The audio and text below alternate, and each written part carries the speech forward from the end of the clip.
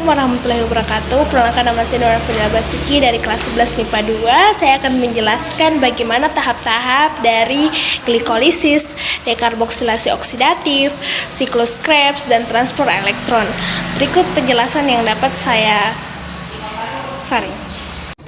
Proses glikolisis terjadi dengan penguraian glukosa menjadi 2 NADH ditambah dengan 2 asam pirufat ditambah dengan 2 ATP terjadi di sitoplasma atau sitosol.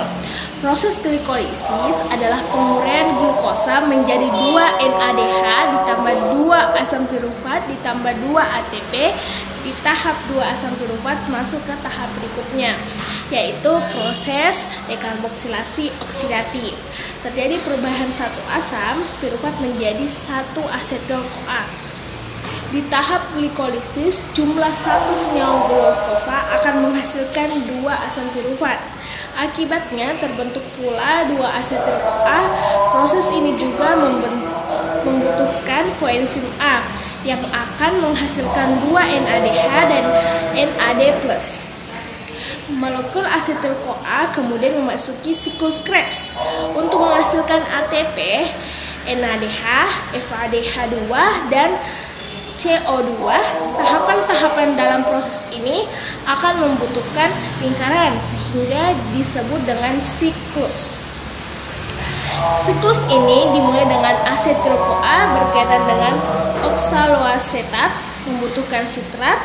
Reaksi ini dikatalisis oleh enzim sitrat sitase. Kemudian sitrat akan diubah menjadi isositrat oleh enzim akonitase. Isositrat tersebut diproses menjadi alfa-kotoglutarat oleh enzim isositrat dehidrogenase. Reaksi ini melepaskan CO2 dan menghasilkan EADH. Selanjutnya, alfa-kotoglutarat atau A-glutarat diubah menjadi suksinil-CoA oleh enzim alfa-kotoglutarat dehidrogenase. Reaksi ini juga melepaskan CO2 dan menghasilkan NADH. Suksinil-CoA tersebut kemudian diproses menjadi suksinat oleh enzim suksinil-CoA disintase. Proses ini menghasilkan GTP dan kemudian dapat diubah menjadi ATP. Proses yang terjadi pada tahapan transport elektron diawali dengan NADH diuraikan menjadi NAD+ yang membuat elektron. Hasil dan reaksi akan masuk ke kompleks protein 1, kemudian dikirim ke koenzim Q. Saat elektron melewati kompleks protein 1 akan dikeluarkan 1 atom hidrogen. Elektron dari koenzim Q dibawa melewati kompleks protein 3 ke sitokrom C. Saat melewati kompleks protein 3 akan dikeluarkan 1 atom hidrogen. Kemudian dari sitokrom C, elektron akan dibawa ke matriks mitokondria melalui kompleks protein 4. Saat elektron melewati kompleks protein 4 akan mengeluarkan 1 atom hidrogen.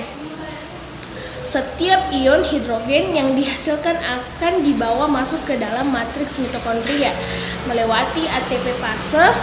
Setiap 1 atom hidrogen yang masuk akan mengubah 1 ADP menjadi 1 ATP.